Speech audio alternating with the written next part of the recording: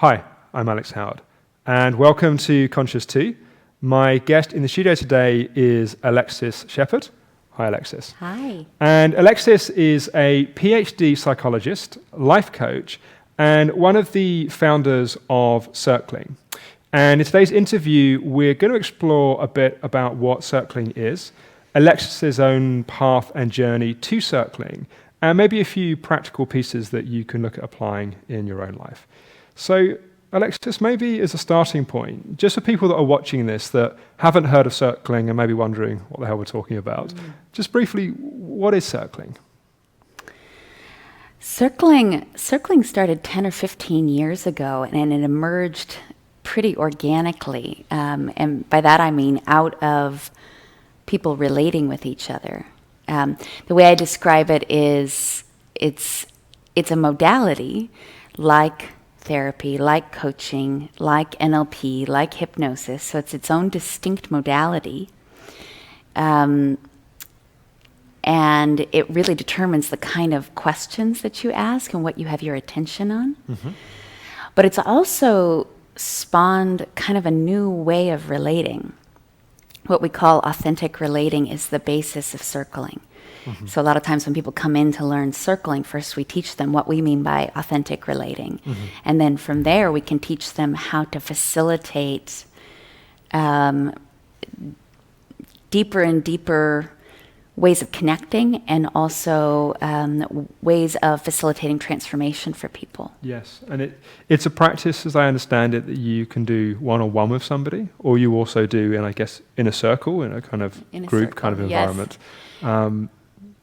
Obviously we'll get more into all of this, but maybe just to kind of give us a bit more of a background on you, how did you, I know you're one of the kind of founders of Circling, but I'm curious about your path leading up to that and what were some of the experiences that gave you an interest in this area? Well, I think I knew I was going to work with people my entire life. Even when I was kind of an introverted child or kind of an awkward teenager, I've always been fascinated with the human experience and with spirituality and what it really, with human potential, even before I knew that as a term. And so when I was 23, I went right into my PhD program in psychology, because that was the best I could think of to do with that. And I actually, and I had a great training and I had a great time, but somewhere in the middle of that, and of course along the way I tried so many things, so many different spiritual paths and different modalities, and partly for my own growth and partly to just find out what's out there. And was there a particular thing that instigated it? Was it you were suffering or you were hungry for something? Like, what made you interested in the first place? That's such a good question. I was suffering. I actually had a really lovely childhood, especially, I work with so many people now and I get to hear the things people have gone through. But even with that, I felt like I didn't know how to relate to people. And like I didn't understand, this is not an uncommon thing. I hear this from people all the time. But that I would watch the way people were interacting, definitely adults, and then at a certain point kids, and what they were talking about and how they were relating, and it wasn't what was actually going on. They weren't talking about what they were actually feeling or what was actually happening. Some other thing was going on that I didn't understand, and I didn't know how to play the game, really. And that left you feeling that you were missing out, or you didn't fit in, or I felt like I didn't fit in. I felt like I didn't belong. But even more, so some of it was pain. I always say people come to awakening or change work either because they're in pain or because they have desire. Yes. And usually the pain is stronger. Pain is a very good motivator. And I had both. So I had the pain of feeling like I don't understand what people are doing. I don't even understand what the other kids are doing. So there was pain, but there was also a desire for something more. Yes. And so you're doing your PhD and you were going around to different kind of teachers and teachings. were there particular things at that point that particularly landed with you, or things that you felt drawn towards? How did your path kind of open from that place? Oh, I loved it. I just ate it up. Though it was interesting, actually, before that, when I was in college, I majored in psychology and also religious studies. Uh-huh. So I studied world religion, and at some point in that, I realized that actually what I was looking for was to understand my own spiritual experiences. Mm-hmm. And studying religion was almost as far away from that as, as studying chemistry, to turn something into something really academic and mental. And what I was actually looking for is, how does that, what does it all mean? Yeah. And now I think about that Joseph Campbell quote, which I'm probably going to butcher, that people aren't looking for the meaning of life, they're looking for the experience of being alive. Yes. And so then I was looking for the meaning of life because I didn't feel it. Yeah. And eventually circling is one way I found direct access to the experience of being alive. Yes, and it's very interesting to me that something which is a relational process, if we could put it like that, sounds like it was developed through relationships of a collective of people which co-created something. It's a kind of interesting kind of synergy, let's say. So can you say something about the early kind of birthing of circling, like how that happened? Was it just an organic thing? Was it more of a kind of conceptual, let's do this thing? How did it really start? Very organic. I mean, it happened because I was at a New Year's Eve party, and I met a guy who wanted to date me. Okay. And so it was really that. Okay, Yeah, exactly. And through that, I ended up meeting a group of people who were who also wanted to date you, or? Well, some of them did, Sorry, but that's a different story. Sorry. Yeah. So a group of people who were really interested in exploring what it meant to be human. And, so at the time I was doing a lot of things. I was training to be a therapist, working in community mental health. I was writing my doctoral dissertation. I was in Diamond Heart, which is a spiritual group. And so I was doing lots of things. And what I discovered is when I met this group of people who just started off as a group of friends, that they were so willing to be, at least in this, mid-20s kind of way, so willing to be honest about what was going on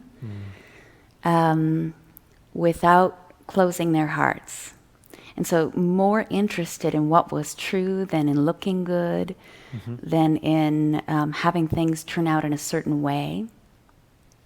And it's a very, we were talking off camera about kind of spirituality and kind of a younger generation, let's say. And it's a very, I think, different path to waking up when you're in your kind of 20s, 30s, where there's a very different set of questions, different set of kind of life things that are happening.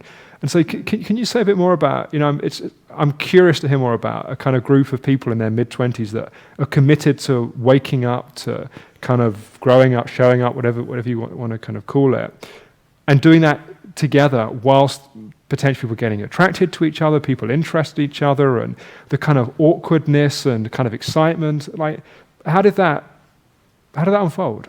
How did that develop? Well, of course we had no idea what we were doing. We weren't doing something called circling. Sure. We were being together. Yes. And we would do things like we would maybe get ready to go out to a party at night, and somebody would say something, and the whole group would stop and say, "What was that? What just happened there? Like, when you just said that didn't feel very good."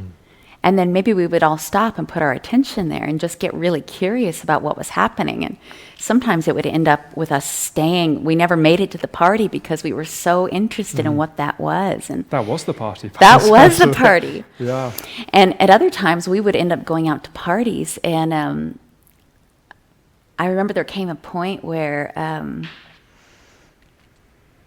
I was on my way to a party with my partner at the time, We said, what are we doing going to this party? This seems kind of off purpose. We're just going to go and have some kind of entertainment. And we said, let's go open people. Okay. We're like, I don't know what that means, but we went. And so then we started, instead of having our attention on ourselves and whether or not I'm having fun in any given moment, we started putting our attention on other people, like what was happening for them, and just being really curious about that. And there were a few people, I remember at that party in particular, that we noticed were having a hard time or going through something. And just by putting our attention on them and caring about their experience, it ended up completely changing the trajectory of their lives. I mean, even now, there's one that kind of calls me his guardian angel. Wow. Because he was kind of lost in this dark place. And just by having somebody notice that and care that was happening, and get really curious and actually ask him to show up. Yeah, I wanted to go more into that. It seems to me that so much of society is built upon playing roles and being polite and saying the kind of politically or socially appropriate thing in a certain context. And as I understand what you're describing, it sounds like that in this initially organic group, which then became, I guess, a more formalized kind of structure, that the commitment was and is to being authentic and being true, even if that's uncomfortable or that's scary or that's embarrassing potentially. And I'm curious to hear more about that. And I suppose maybe as a starting way into that, what supports someone having that kind of authenticity? What helps those roles or those kind of facades to start to come down? Well, it's interesting. So I've been in London now for the past 2 weeks, and I've led many circles here. And it's so interesting how even for people who care about the idea of being authentic, one theme, this is not unusual or unique to London, but one theme that has come up over and over again is people being terrified about looking like they don't have it all together. That does sound quite British, but anyway. It happens sure in it's the universal States too. as well. Yeah, Sure. exactly. Sure. But terror about that. Yeah. And so I realize there are cultural factors. There are all kinds of factors, but a lot of people just don't even know the way in. So one thing that I start with people is helping them, because in my world, what is authentic is not constructed necessarily. I mean, we can construct on top of that, but one definition I use for being authentic is when we're congruent all the way through. When what we're feeling matches what we're saying, and what we're saying matches what we're doing, and what you're getting on the outside as you're being with me is a pretty close to what's going on the inside for me. So I'm not pretending, and most people walk through the world pretending. And what would you say, because I'm guessing it's been, over the last 10 years or so that you've been kind of involved with this, I'm guessing it's been a journey towards a deeper living of authenticity for you. Yes. What's helped you in that? People have really helped me. So 10 years ago with this group of friends, and I'll also say at the same time, the man who's now my business partner, Guy Sangstock, he actually is the one who started circling. It's very different now than it was 10 or 15 years ago, but he started circling, and so we were kind of all relating in this organic way, and then he was facilitating this thing with people, and so I started working with him, and can you ask your question again? Sure. So my question was, what supported you in going deeper and being able to kind of to really, I guess, reveal more of yourself and show up? And you started by saying that people have helped you do that, and that makes sense to me. And I guess part of what I'm wondering is the role of the facilitator, if it's one-on-one or the group within a group. There's something about being reinforced in being authentic rather than being reinforced in the facade. Is that right? Exactly. I mean, so I think sometimes when I work with people and they go through a really profound transformation and then they have to go back to the life that they created before that with a whole group of people who expect them to be a certain way and aren't used to relating in another way, it can be a bumpy transition. Sure. But I know for me, having people who are really skillful in that they could see deeper than however I was behaving. They could kind of see and be curious about what was going on at a deeper level, but really wanted that. So I remember having a few experiences, and in the early days it was kind of terrifying for me. Sure. Because there were things that I thought, well, I don't want people to know how anxious I am all the time. Back then I was anxious all the time. I didn't want people to know. Or I thought if they found out really what a mess I am, this is all in my head, really what a mess I am, they're going to be completely repelled. And so these were, just one of many things I thought on some level I had to hide. Yes. So it's like walking around keeping secrets. So it's almost like you were rejecting yourself before anybody else could. Exactly. But I didn't even know another way. Sure. I mean, and of course I had read about other ways, but, yes. The gap between, well, just love yourself and then actually. It sounds easy. Yeah, right.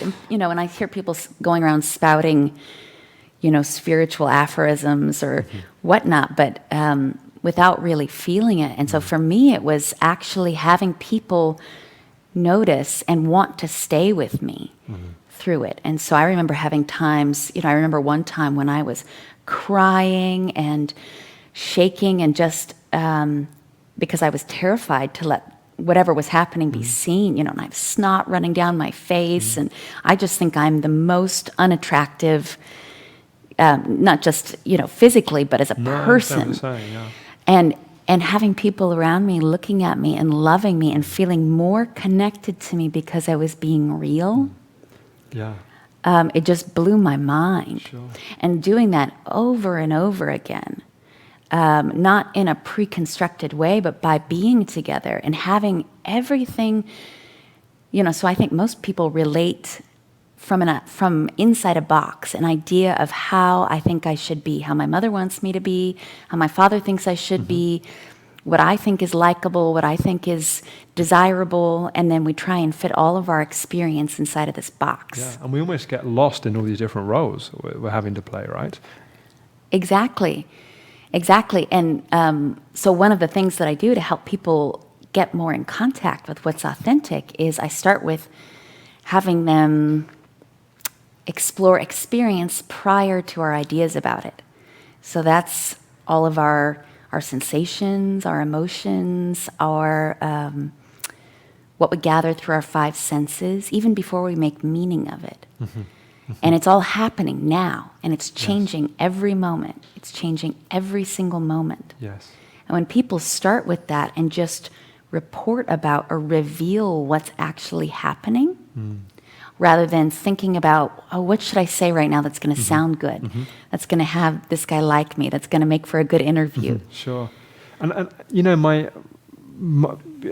never done circling in the traditional way that I know you're part of, but I've had some experiences in kind of group situations, and just something that I was curious to ask you about that certainly has been my experience is when you're with others which are opening and being authentic in that way, there's something about it that's almost electric. I mean, it's like somehow there's the sense that, oh my God, this is what I've spent my whole life looking for, to actually to be able to truly show up, and others show up. And it's almost like, I think sometimes the rest of life can feel somewhat dull and deficient in contrast. I don't know if that's you've been your experience or people you've worked with experience? Oh, very much so.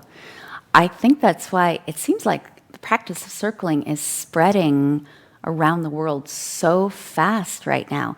And I think it's because people are hungry for real contact.